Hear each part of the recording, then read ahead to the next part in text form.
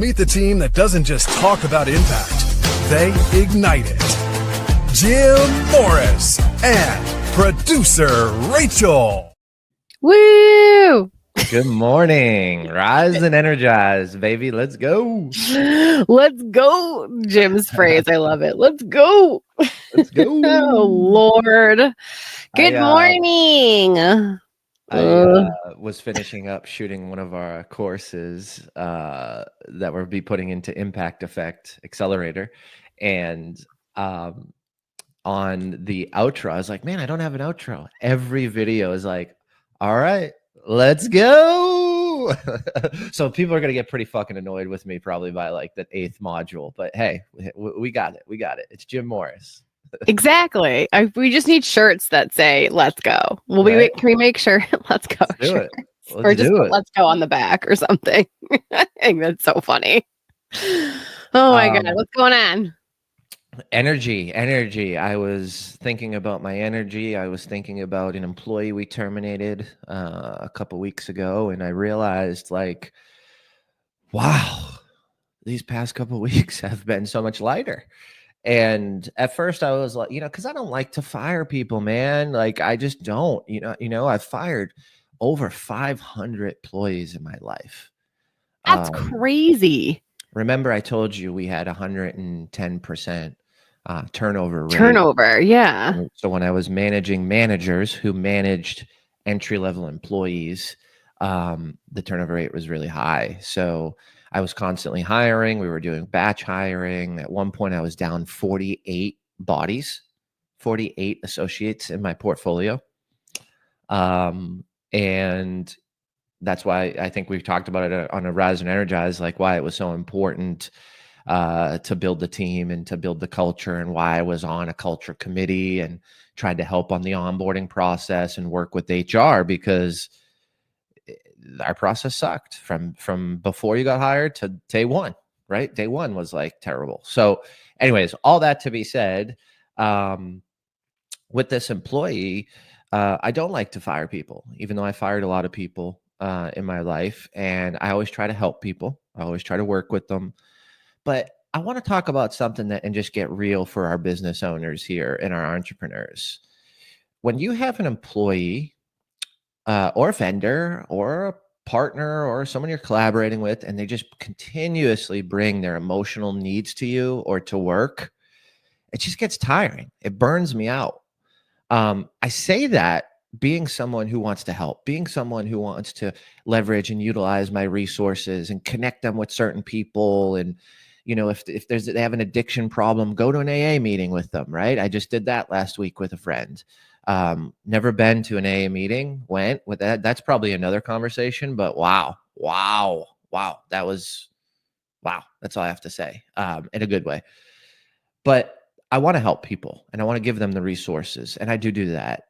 So I'm not talking about just discarding or pushing off, or someone, is going through a divorce or something, and you're like, don't bring that shit here, and fire them. That's not what I'm talking about. We should be there. We should build relationships, and we should help others. But you just sometimes, and I know I'm going to talk to certain people who have experienced this, and maybe some people who haven't may have a certain opinion about what I'm about to say. But when someone is continuously emotionally taxing in your life, it's going to drain your energy. Whether that's a cousin who's living in victimhood, whether that's a mom who can't get out of a negative mindset, if that's a brother or a cousin who just lives in worry 24/7, that stuff is taxing on you and it takes away your energy. Well, it's your business or it's your department, or you manage this team, right? So how do you control your energy, and how do you remove some of people that are just emotionally taxing, right? Like, and I'm not talking about, there was a death in the family and I need some time off and I came back and my work performance wasn't good. And it took a month for me to get back to normal. Like, I've had those employees, which I've worked with and talked through and put them in therapy and like gave a lot of grace to that, right? Like, I totally understand that. But I'm talking about the person who every week something they're not doing that they're supposed to, that you're paying them for, And the reason is emotionally taxing on you, right? Like this employee was like, well, my house got robbed and this happened. And it's like, okay. And then it was like 2 weeks later, it was like, well, my grandma died. And then it was, well, I'm graduating from this program and I'm not graduating on time. And then it was like, well, can I get an advance on my pay? And then it was, and then throughout this whole time, the work performance is awful, by the way, right? So it's not like you're going through this stuff and you're still showing up, you're still crushing it, you're still holding the glue to an extent, right? I know you can't perform at 100% when you go through some emotional stuff, but the work's at 2%. I'm paying you, I'm helping you, I'm providing more information, more resources, and it's draining my energy. When is enough, right? And I think that's a tough decision you have to make, but I think it's a decision you have to make to protect your energy, the team's energy, and anybody's energy that person interacts with. Because when I let that stuff go too long, it hurts the other team members, and it's hurting me the whole time, right? So that's really when I think the breaking point is for me, is when am I identifying that there's a ton of emotional needs that come with this associate and this role, because there's associates in that role. And when is it starting to not only affect my energy and my time, but affect everybody else's? And I think that's when you have to cut the cord. And this isn't something that I would advise you to just abruptly do. This has to be a conversation, and there has to be an opportunity to move forward and get better and address it and analyze it. So this was the 4th time we've talked about this with this associate. And this last time was really around the fact that, performance hasn't increased every week. There's been a reason for that, and I understand that. And, do you believe that this will continue? The last 2 times you said no, and it did. And here's one of the biggest pieces of information that took me forever to realize after terminating so many people and hiring so many people is when you have a conversation around performance improvement, whether you put them on a PIP, a performance improvement plan, whether you document it, whether it's a verbal warning, a written warning, whether it's the 3rd one, or you're going to suspend someone, like whatever your hierarchy of discipline is within your organization. And I would advise you to consult with a lawyer or an HR professional before you build out those systems. But whatever that is within those systems, when you reprimand or you recorrect the behavior, it's actually a better word, recorrect the behavior, build the path and train someone on what to do, and then confirm that they know that they need to do it. They regurgitate it back to you so you know that they understand it, right? After every time I've given a written warning, I literally say, can you now explain to me why you got a written warning and what you need to do differently? And 9 out of 10 people can't explain that, even though we just sat in a 45-minute meeting, but their emotions are so high and they're not listening, they're thinking, right? We talk about this in sales. Listen and be present rather than thinking of the next thing to say, because you're going to miss the most important thing to then reference later in the sale, right? Same thing when you're disciplining someone. That person's not thinking about what you're saying. They're thinking about, what's the excuse I could say? What's the reason? How do I get out of this? Are they going to fire me? Is this the last conversation? Am I good for another week? Like, what do I need to say to water this thing down so I can stay here and stay in this role? So they're not listening to you.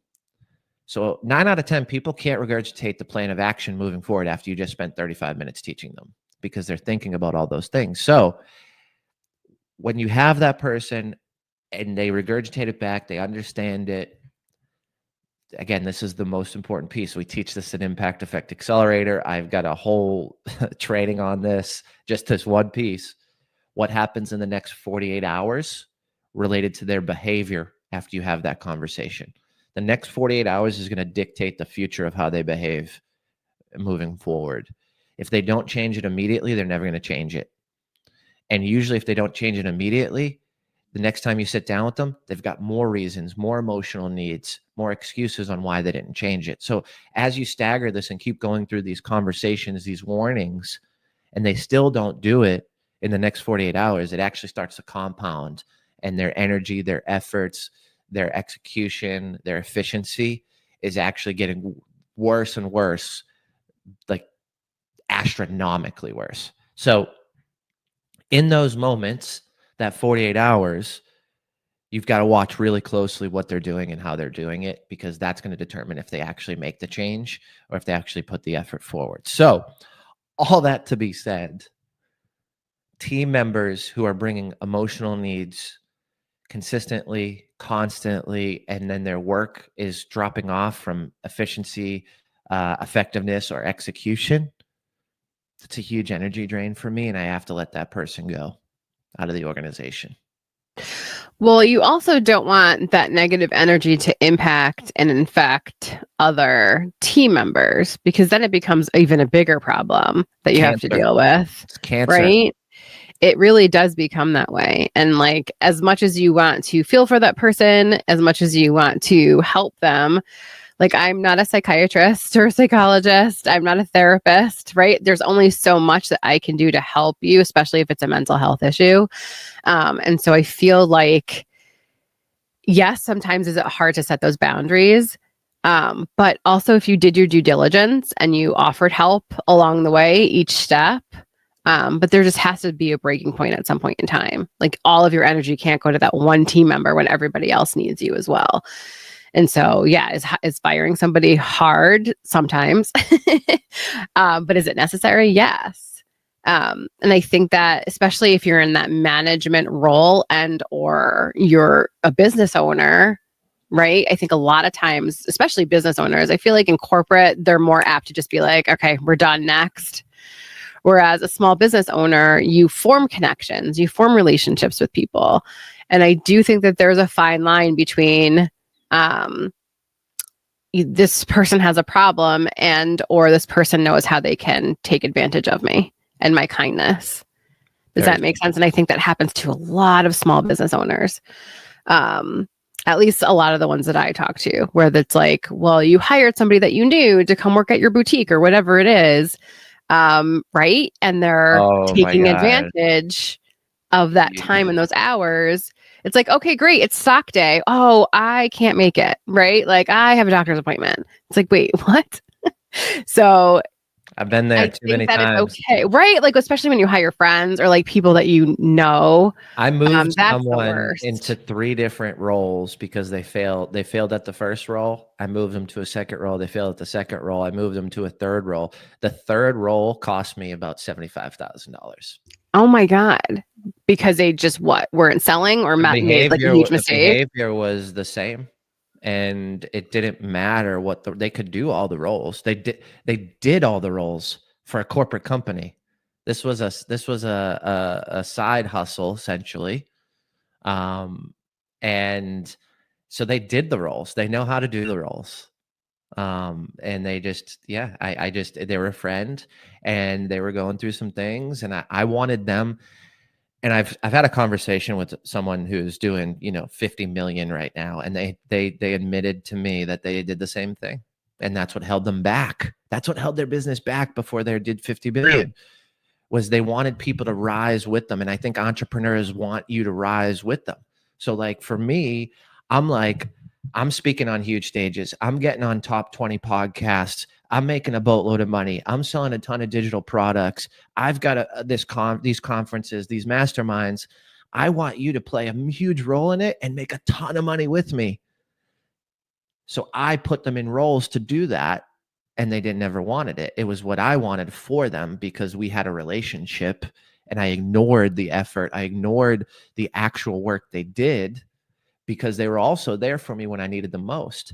When I didn't have $2,000 to pay them to run my socials, they did it for $1,000, and we crushed, right? So like I had all that, like they helped me when I needed them. They were there in the beginning. They supported me. They did extra stuff, right? Like she didn't have to do this, and she did it. It looked great, and we crushed it. I'm so glad she did it, and that made us so much more money. So I let those things hold on. And as I'm rising and growing and learning and getting in new rooms and making more money, I want to bring that person with me. That person didn't want to be there.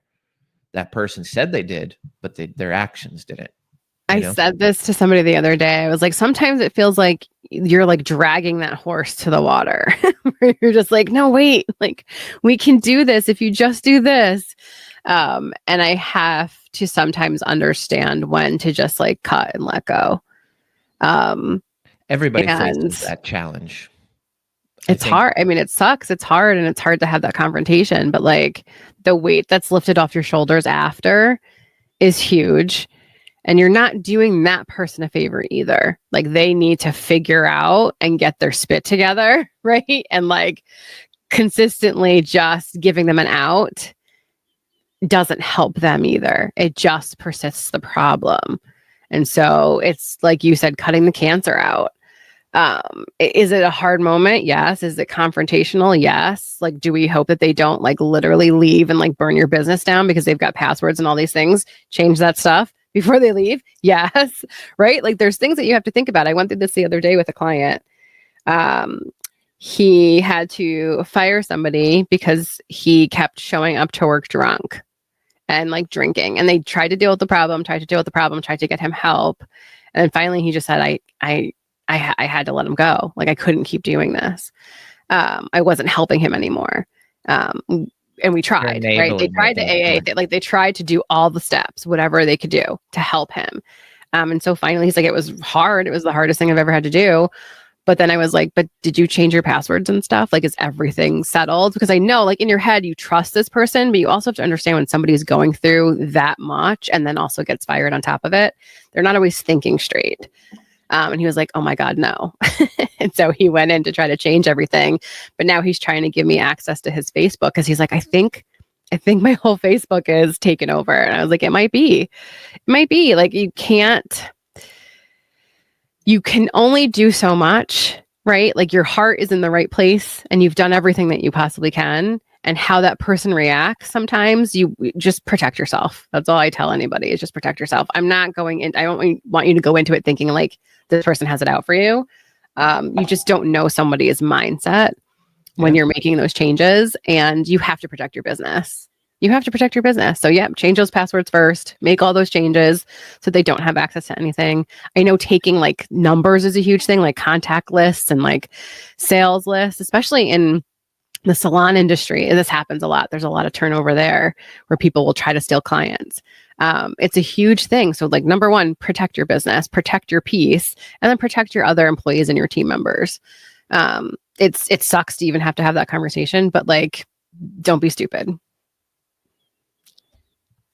Yeah. And that's our lesson for today. I'm like, that was perfect. Like, yeah, I couldn't agree more. So yeah, the challenge today is just think about, do you have any people on your team that are their emotional needs are causing ineffectiveness and they're not taking the help and they're not, taking the coaching and they're not increasing their performance, but their emotional needs are continuing to come back and you're holding too much space. It's not giving you energy. It's not giving your team energy. So if you have to have a conversation with someone, feel free to reach out to us. I've had a million of these things and I have a ton of tricks and tips up my sleeve.